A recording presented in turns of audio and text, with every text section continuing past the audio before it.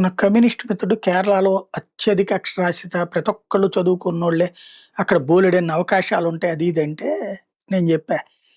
Tea అమ్ముకునేది కేరళ వాళ్ళు ఇక్కడికొచ్చి. నర్సింగ్ పోస్టులకు వచ్చేవాళ్ళు ఇక్కడికే. 10థ్ క్లాస్ అయిపోగానే ఇక్కడికొచ్చేవాళ్ళు. కేరళలో ఏ ఇండస్ట్రీస్ ఉన్నాయి? ఎందుకు అక్కడ బతకవు? వాస్తవంగా అక్కడ కొబ్బరి పీచు దగ్గర నుంచి సుగంధ ద్రవ్యాలు పండితే అద్భుతమైనటువంటి వ్యవసాయం జరుగుతది. కానీ ఎందుకని అక్కడ ఇండస్ట్రీస్ రావు? కమ్యూనిస్టుల దరిద్రం అక్కడ. ప్లస్ అక్కడ ఎందుకని ఇండస్ట్రియల్ ఎంతసేపటికి నోటితో చెప్పుకునే లెక్కలు. అద్భుతమైన విద్య, అద్భుతమైనటువంటి పర్యావరణం ఇయన్నీ. అంతే తప్పించి డెవలప్‌మెంట్ గ్రోత్‌లో ఎక్కడుందది? అంటే ఉండదు. కానీ నోటి మాటలతో ఏదో కేరళలో అద్భుతం జరిగిపోతుంది. ఇప్పుడు మనోళ్ళు వెళ్తున్నారు పోనీ టూరిజం ఏమన్నా డెవలప్ అయిందా? అయ్యప్ప స్వామి దీక్షలు తీసుకొని వెళ్తున్నారు కదా! ఇన్ని సంవత్సరాల నుంచి వెళ్తానే ఉన్నారు కదా! ఎండోమెంట్ డెవలప్‌మెంట్ ఉందా? టూరిజం డెవలప్‌మెంట్ ఉందా? టూరిజం డిపెండెన్స్ ఇండస్ట్రీస్ ఉంటాయి కదా! పోనీ అయి డెవలప్‌మెంట్ ఉందా?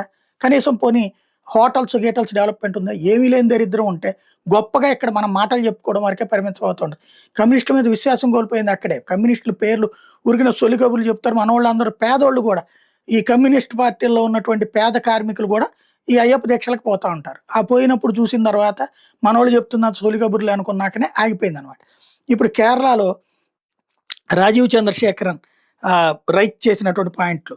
కమ్యూనిస్టులు ఈ 10 ఏళ్లలో 22,00,000 కోట్ల రూపాయలు అప్పులు చేశారు. కానీ ఒక్క హాస్పిటల్ కట్టలేదు. అట్లాగే మలయాళీలు వచ్చేటప్పటికి ఇవాల్టికి కూడా బేసిక్ ఇన్‌ఫ్రాస్ట్రక్చర్ కోసం స్ట్రగుల్ అవుతున్నారు. జాబ్స్ లేవు కేరళలో. వాళ్ళందరూ కూడా అన్‌ఎంప్లాయ్‌మెంట్‌లో హైయెస్ట్ ఉంది. ఇతర ప్రాంతాలకే వలస పోతా ఉంటారు. చివరికి గుమస్తాగిరి ఉద్యోగాల కోసం కూడా అరబ్ దేశాలకు పోతుంటారాళ్ళు. అట్లాగే ఎడ్యుకేషన్ అన్నటువంటిది అందరూ విద్యావంతులని కాగితాల మీద రాయడమే గానీ పూర్తి అవగాహన ఉన్నటువంటి వాళ్ళు కేరళ వాళ్ళు అతి తక్కువ ఉన్నారు. స్కూల్స్‌లో సరైన వాతావరణాలు లేవు. కాస్ట్ ఆఫ్ లివింగ్ పరంగా అత్యధికంగా సఫర్ అవుతున్నారు. టోటల్‌గా 2 సార్లు ఎన్నుకున్నటువంటి పాపం వాళ్ళని వెంటాడుతోంది అంటూ ఓవరాల్‌గా అప్పులేమో పెరిగిపోయినియి. మరోవైపున కాంగ్రెస్ పార్టీ ఇప్పుడొచ్చి మళ్ళీ తను ఏదో సాధిస్తానంటోంది.